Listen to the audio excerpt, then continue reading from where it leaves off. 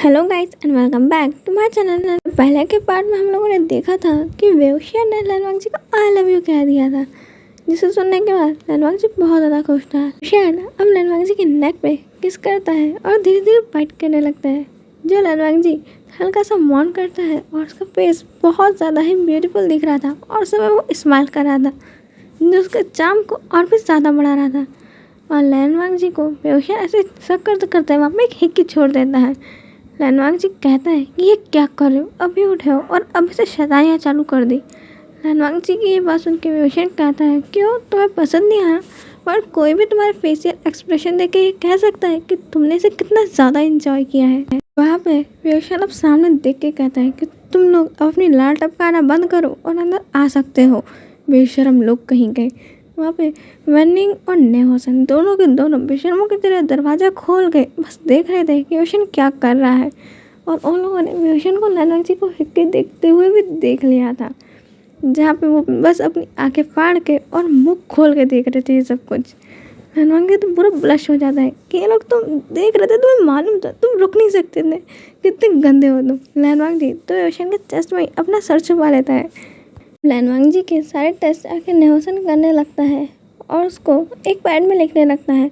सारे टेस्ट होने के बाद वो कहता है कि तुम्हारी कंडीशन थोड़ी ठीक लग रही है, तुम्हें कुछ दिन हमें सिर्फ चेकअप के लिए रखना पड़ेगा और 1 वीक के बाद तुम यहाँ से जा सकते हो। बट हाँ, मेडिसिन का ध्यान रखना और टाइम टू टाइम हॉस्पिटल में आते रहना, तुम्हारा चेकअप भी हो जाएगा और कुछ अच्छे सीन्स भी मिल जाएंगे। रोशन कहता है कि क्यों नहीं। नेहोसन कहता है तो अच्छा, अब हम चलते हैं, हम जा रहे हैं। ओके, तुम लोग जो कर रहे थे वो कर सकते हो और इस बार याद से डोर लॉक कर लेना। जी कहता है कि तुम लोग जाओ यहाँ से। लनवांगजी उन्हें वापस से रूम के बाहर फेंक देता है। पर यहाँ रूम के बाहर तो यूएन भी वेट कर रहा था कि वो कब अपने शान बाबा से मिल सके। और जब वो देखता है कि शान उठ गया, वो जल्दी से उसके पास जाता है, हग कर लेता है उसे और उसके पास ही गले लग के रोने लगता है और कहने लगता है कि उसने अपने शान बाबा को कितना ज़्यादा मिस किया। वेउशिया उसके सर पर पैट करता है और कहता है कि आयुन, तुम कितने ज़्यादा बड़े हो गए हो, तो बिग बॉय रोते नहीं है। अगर तुम्हारी क्लास की लड़कियों ने देख लिया तो क्या कहेंगे कि तुम रोते हो, और अब तक तुम्हारी कितनी गर्लफ्रेंड्स बनी है। अभी वेउशिया एक छोटे से बच्चे से पूछ रहा है कि उसकी कितनी गर्लफ्रेंड बनी है। यूएन अपना सर झुका लेता है और कहता है कि बाबा, आप ये क्या पूछ रहे हो, ऐसा तो कुछ भी नहीं है। वेउशिया कहता है क्या, ऐसा कुछ भी नहीं है? अब तक तुम्हारे क्लास के फर्स्ट क्लास के बच्चे भी गर्लफ्रेंड बना चुके होते हैं और तुम्हें देखो अब तक गर्लफ्रेंड नहीं बनाई। वेउशिया कहता है कि ये बच्चे को क्या सिखा रहे हो, उसे पढ़ने के बारे में बोलना चाहिए, तो पता नहीं क्या क्या सिखा रहे हो। आयुन, तुम अपनी मम्मा के पास आओ, पता नहीं तुम्हारे बाबा तुम्हें क्या क्या सिखा देंगे। सही हंसते खेलते उनकी ये शाम में बीत जाती है। अब 1 वीक बीतने के बाद वेउशिया अब घर आ चुका था और उसने सब चीज़ें देख ली थी। वेउशिया थोड़ा थोड़ा करके सारा काम संभालने में लगा था। उसका जो बिजनेस था वेउशिया वो अपना संभाल रहा था। वो एक लॉयर था और इतने टाइम से वो था भी नहीं, और उसके साथ साथ वो एक माफिया भी है। लनवांगजी ने वेउशिया को ऑफर दिया कि वो उसकी कंपनी का एक लॉयर बन सकता है, वो उसके सारे अरेंजमेंट देख सकता है और सारी चीज़ों को चेक कर सकता है। पे अभी सारे ऑफिस के लोगों को लगता है कि लनवांगजी बहुत ही कोल्ड हार्टेड है, जिसे आज तक किसी ने हंसते या फिर किसी से बात करके नज़र मिलाते तक नहीं देखा। दूसरी ओर वेउशिया और लनवांगजी अपने बेड में है, जहाँ पे लनवांगजी वेउशिया के चेस्ट पे सर रख के सो रहा था और जिसके बालों से वेउशिया खेल रहा था। लनवांगजी कहता है कि तुम क्या कभी थकते नहीं हो, अभी हम लोगों ने इतने राउंड्स करे हैं और अभी तुम्हारे पास इतनी एनर्जी है, मुझे लगता है हमें हॉस्पिटल में ही होना चाहिए था। वेउशिया कहता है बट वहाँ पे सिर्फ हमारा 3 ही राउंड हो पाते थे ना बेबी। वेउशिया की बात सुन के लनवांगजी कहते कितने बेशरम हो, तुमने हॉस्पिटल को पता नहीं क्या समझ के रखा था, तो हॉस्पिटल या होटल नज़र आ रहा था। वेउशिया कहता है वैसे आइडिया पूरा नहीं है। वहाँ पे लनवांगजी वेउशिया के चेस्ट पर एक मुक्का मारता है। वेउशिया कहता है आउच, हर्ट होता है, तुम्हें क्या चाहिए, मैं तुम्हें इसकी पनिशमेंट दूँ? और ऐसा कहते हुए वो लनवांगजी फिर से किस करने लगता है और कहता है तुम्हें मालूम है, मुझे तुम्हारी बॉडी से आती हुई ये सेंट बहुत पसंद है। लनवांगजी कहता है मैंने तुम्हें कितने बार बताया है, वो सेंट नहीं, मेरे फेरोमोन्स है, मैं एक ओमेगा हूँ। वेउशिया कहता है हाँ हाँ वही वही। और अचानक से वेउशिया को लनवांगजी की बॉडी हॉट लगने लगती है।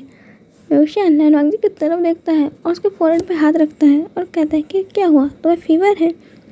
लनवांगजी पूछता है डेट कौन सी है, और जब से डेट मालूम चलती है कि आज 19 है, वो कहता है कि ओ शिट, आज मेरी हीट है। कहता है ये हीट क्या होती है। अनुराग जी कहता है अब तो मैं कैसे एक्सप्लेन करूँ, बस इतना समझ लो कि इस हीट में एक ओमेगा को अपनी अल्फ़ा की ज़रूरत होती है। और इस समय वो लोग, विवेक कहता है कि हाँ वो लोग, अनुराग जी बहुत शर्माते हुए कहता है कि इस समय वो लोग सिर्फ सेक्स करते हैं, समझ गए, और इस समय उन्हें डुअल कल्टीवेशन चाहिए होती है, और उसके लिए वो बहुत ज़्यादा ग्रीडी हो जाते हैं और अपने फेरोमोन्स रिलीज़ करने लगते हैं, और इसी में उनका अल्फ़ा उन्हें मार्क भी करता है। तो कहता है ये मार्क क्या होता है। अब अनुराग जी कहता है कि उनके नेक पर बाइट करना, जिससे वो मार्क हो जाते हैं और हमेशा साथ रहते हैं।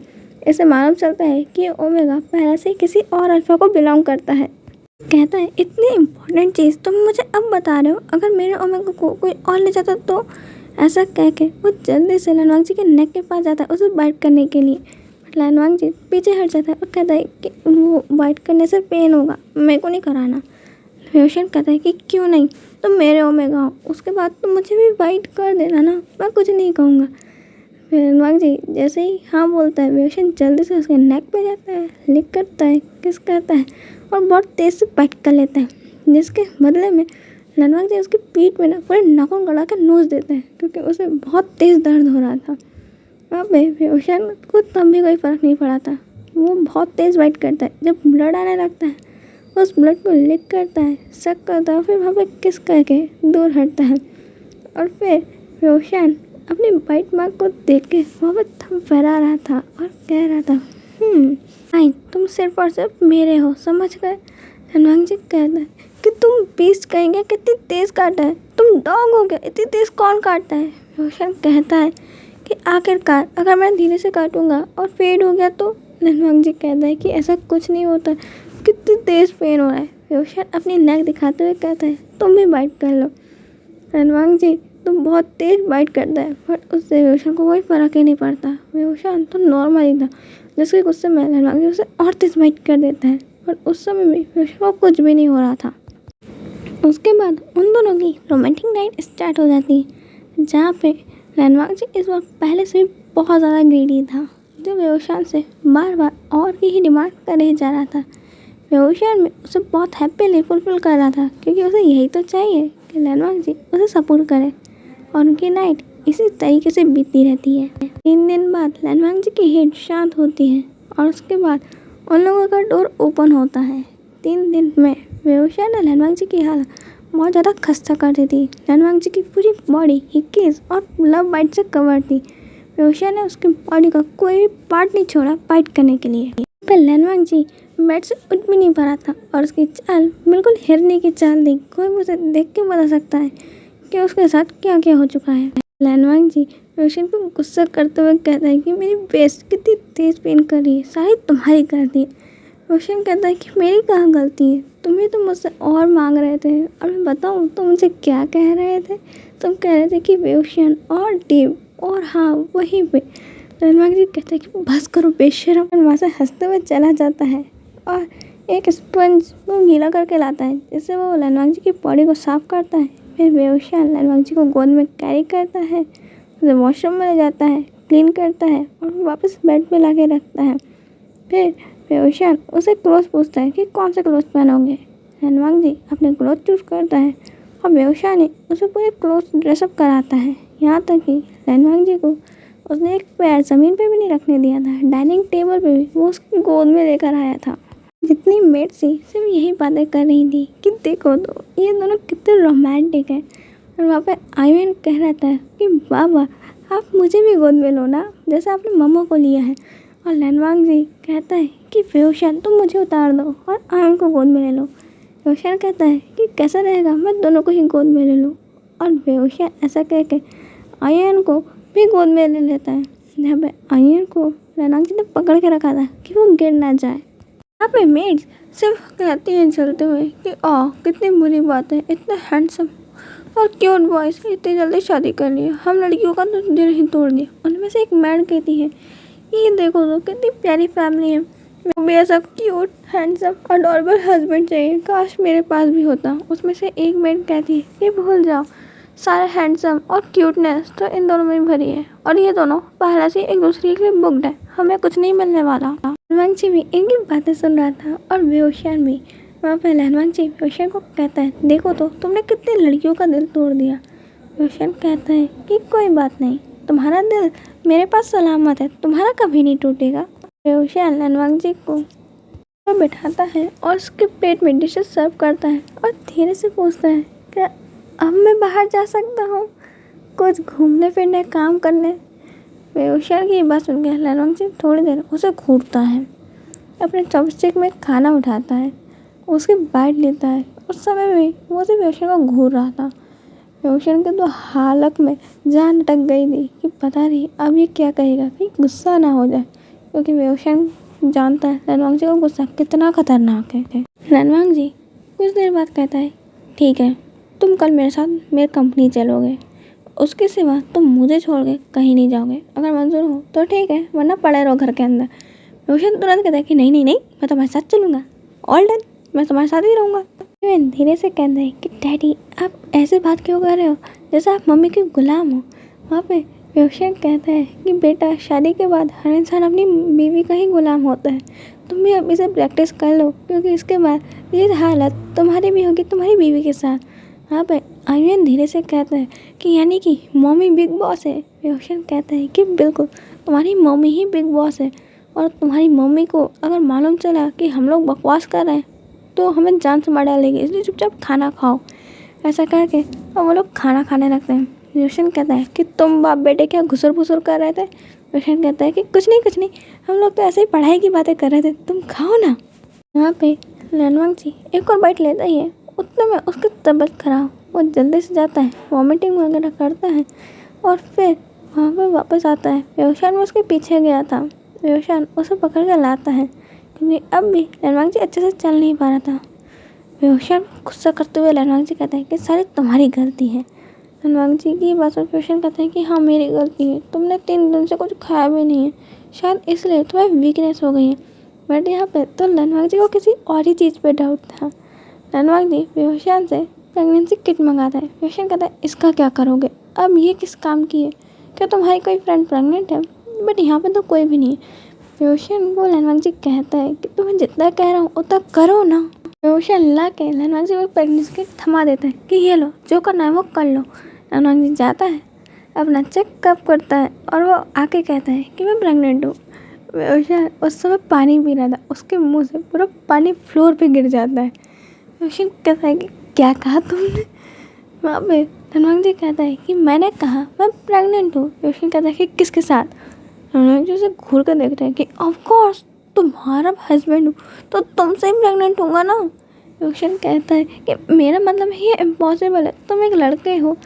लहनवांगची फिर अपना सर पकड़ लेता है और कहता है तुम्हें कितने बार समझाऊँ कि मैं ओमेगा हूँ, ओमेगास प्रेग्नेंट हो सकते हैं। बेहोशियान कहता है कि ओह हाँ, मेरे को याद आया, तुम्हारे वर्ड में मैंने सुना था कि ओमेगास प्रेग्नेंट हो सकते हैं, सॉरी मैं भूल गया था। वहाँ पे बेहोशियान लहनवांगची को जल्दी से आके हक कर लेता है, उसको अपने गोद में उठाता है और गोल गोल घूमने लगता है। कहता है कि मैं बहुत हैप्पी हूँ, हमारी पूरी फैमिली कंप्लीट हो जाएगी। आर्यन तुम्हारा सिबलिंग आने वाला है, तुम्हें क्या लगता है तुम्हारी सिबलिंग ब्रदर होगी सिस्टर होगी। आर्यन कहता है कि बाबा मुझे तो सिस्टर चाहिए। यहाँ पर बेहोशियान में कहता है कि हाँ वो बिल्कुल तुम्हारे मम्मी की तरह दिखेगी। और वहाँ पर लहनवांगची कहता है कि पहले मुझे नीचे उतारो, मुझे चक्कर आ रहे। बेहोशियान कहता है सॉरी। उसे अब नीचे उतारता है और चेयर पर अच्छे से बैठा देता है और उसको खिलाने लगता है कि तुम ज़्यादा खाओ। वहाँ पर नेहोसेन और वैनिंग आते हुए कहते हैं कि आज तुम्हारे घर में इतना शोर क्यों है, ऐसा भी क्या हो गया है। हमें बेहोशियान चिल्लाते हुए कहते हैं कि तुम्हें मालूम है कि मैं फादर बनने वाला हूँ। हमें वो लोग कहते हैं हमें मालूम है कि तू पहले से ही आर्यन का फादर है।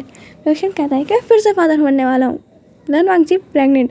ये सुन के अब सबसे बड़ा शौक नेहोसेन को लगता है। नेहोसेन कहता है इम्पॉसिबल, एक मेल प्रेग्नेंट हो ही नहीं सकता, आज तक पूरी दुनिया में ऐसा कुछ नहीं हुआ है।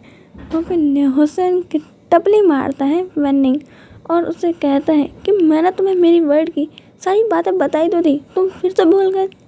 नेहोसेन कहता है ओह वो रियल था क्या, मुझे लगा तुम मुझे कहानी सुना रहे हो। नेहोसेन की बात सुन के वैनिंग उसे फिर से एक मुक्का धर देता है, वो बहुत तेज का, जिसे नेहोसेन अपना पेट पकड़ कर बैठा हुआ था क्योंकि उसके पेट में मुक्का पड़ा था। और वो कहता है तुझे पागल कुत्ते ने काटा था, जो मैं अपनी पूरी इतनी बड़ी दुनिया को छोड़ के दूसरी दुनिया के इंसान से प्यार कर बैठा, जो इतना घटिया मारता है। हाय मेरा पेट तोड़ दिया। वहाँ पे अब मैनिंग कहता है कि तुम मुँह बंद करो, और वो जाके लनवांगची को कॉन्ग्रेचुलेट करने लगता है, माँ बनने वाला है। वहाँ पे सब लोग बहुत ज़्यादा खुश थे।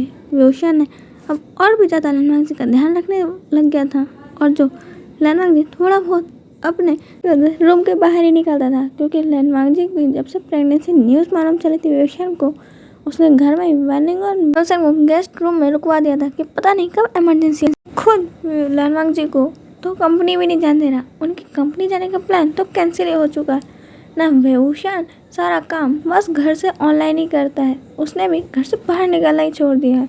वो पूरे टाइम के लिए होम में क्वारंटाइन ही हो गया सारा काम, यहाँ तक कि वो लनवांगची के लिए खुद ही फूड कुक कर दे। अगर लनवांगची को रात के 12 बजे में कोई चीज़ चाहिए तो व्योशियन वो कहीं से भी लेकर आएगा या फिर खुद ही कुक करेगा, बट वो उस समय लनवांगची को मिलती है और लनवांगची भी उसे बड़े प्यार से खाता है। ऐसे ही लनवांगची की प्रेगनेंसी जा रही थी, और कुछ टाइम बाद उनके लाइफ में एक क्यूट लिटिल सी एंजल आती है, जो बहुत ज़्यादा क्यूट थी, और उसके साथ साथ 2 शैतान भाई भी, जो बहुत ज़्यादा ही व्योशियन की तरह दिखते हैं। व्योशियन उन्हें अपने हाथ में लेता है और गोद में लेकर खिलाते हुए कहता है कि मुझे लगा था कि ये तुम्हारे तरह होंगे, बहुत ज़्यादा क्यूट और अडोरेबल। लनवांगची कहता है पर मुझे तो ये बहुत ज़्यादा ही क्यूट दिख रहे हैं, क्योंकि ये बिल्कुल तुम पे गए हैं। व्योशियन कहता है कि हाँ, बट मैं चाहता था कि ये दोनों भी तुम पे जाए। यहाँ पे व्योशियन लनवांगची को उनके तीनों बेबीज पकड़ा देता है, उनकी एक फ़ोटो लेता है, उनकी एक पूरी फैमिली फ़ोटो होती है, और अब व्योशियन आयुन को इशारा करता है। आयुन एक रेड रोजेस का बहुत बड़ा सा फ्लावर बुके लेकर आता है, और वैनिंग और न्योसन में 2 बहुत बड़े बड़े रेड फ्लावर्स के बुके लेकर आता है, जिसे वो रूम में रखते हैं। उसके बाद वहाँ पे बस फ्लावर बुके की लाइन आ गई थी पूरी की पूरी, और वहाँ पे व्योशियन के हाथ में एक रेड रोज़ था, जिसे व्योशियन लनवांगची को घुटनों पर देखते हुए कहता है कि क्या तुम मुझसे शादी करोगे। और इसके बाद यहाँ पे आयुन भी उन्हें कहता है कि विल यू मैरी मी। और उसके बाद वहाँ पे बैलून्स में बनी हुई हार्ट शेप के बॉक्स के अंदर एक रिंग आती है, जिसे व्योशियन ओपन करता है और उसका हाथ मांगता है, जिसे लनवांगची बहुत ज़्यादा खुश होकर उसे दे भी देता है। व्योशियन उसके रिंग फिंगर में उसको रिंग पहनाता है, उसके बाद उसे हल्के से लिप पे किस करता है और कहता है कि मैं जानता हूँ जब से हमारी शादी हुई थी, जो मुझे मालूम भी नहीं थी कि हमारी शादी हो गई है, उसे मना करते आया हूँ। इसलिए मैं चाहता हूँ मेरे वर्ल्ड में मैं तुमसे एक बार और शादी करूँ, और हमारी ढेर सारी वेडिंग फ़ोटोज़ हो, एक बहुत बड़ा बैंक्वेट हो, वहाँ पर सबको मालूम होना चाहिए कि तुम मेरी वाइफ ही हो, और हमारी पूरी कंप्लीट फैमिली हो। तुम्हारे साथ और हमारे बेबीज़ के साथ पूरे वर्ल्ड का ट्रैवल टूर करना चाहूँगा, और हम ढेर सारा फूड टेस्ट करेंगे, ढेर सारी पिक्चर्स खींचेंगे, बहुत ज़्यादा मस्ती करेंगे और बहुत ज़्यादा फन करेंगे। हम लनवांगची के इतने सारे प्लान सुन के हंसते हुए कहते हैं कि ठीक है हम सब कुछ करेंगे। पर पीछे से न्योसन की आवाज़ आती है, मैं तुमसे बहुत ज़्यादा जेलस हूँ यार, तुम लोगों की फैमिली कंप्लीट हो गई, और यहाँ देखो अब तक मैं डेट ही कर रहा हूँ। सन वैनिंग की तरफ देखता है, बट वैनिंग तो मुँह फुला लेता है और कहीं और ही देखने लगता है। बट यहाँ पे व्योशियन का तो उन पर कोई ध्यान ही नहीं था, पूरा इग्नोरेंस ठोक रहा था। व्योशियन अब शाओबो को बुलाता है और लनवांगची के नेक्स्ट सरप्राइज के साथ, जहाँ पे रूम में एंटर होते हैं लनचिचैन और जियांगचैन के हाथ में भी एक क्यूट लिटिल ओमेगा था, जो बॉय बहुत ज़्यादा ब्यूटीफुल था। उन्हें देख के लनवांगची बहुत ज़्यादा खुश था। व्योशियन कहता है ये रहा हमारा वेडिंग गिफ्ट, कैसे लगे तुम्हें। कहता है कि मुझे बहुत पसंद है, तुम इस दुनिया में बेस्ट हो, I love you I love you I love you I love you so much. ये स्टोरी की हैप्पी एंडिंग होती है। नेक्स्ट मेरी वांगशन एफएफ है, और उसके बाद मैं तेकोक एफएफ एक्सप्लेन करूँगी, और उसके बाद हमारी शानवांग एफएफ होगी, क्योंकि मेरे पास एक रिक्वेस्ट तेकोक एफएफ की भी आई थी, इसलिए मैं वांगशन के बाद एक तेकोक एफएफ भी करने वाली हूँ। नेक्स्ट वांगशन एफएफ थोड़ी सी टॉक्सिक होने वाली है, यानी कि हमारा लनवांगची व्योशियन को लेकर बहुत ज़्यादा ही टॉक्सिक होगा, और वो इसी चक्कर में व्योशियन को बहुत ज़्यादा हर्ट करेगा, बट ये लास्ट में एक हैप्पी एंडिंग ही ले सकती है। अगर आप लोग चाहें तो उसकी सैड एंडिंग भी हो सकती है। ये आपकी विश है कि आप उसकी कैसी एंडिंग चाहें, आप लोग मुझे कमेंट में बता सकते हैं।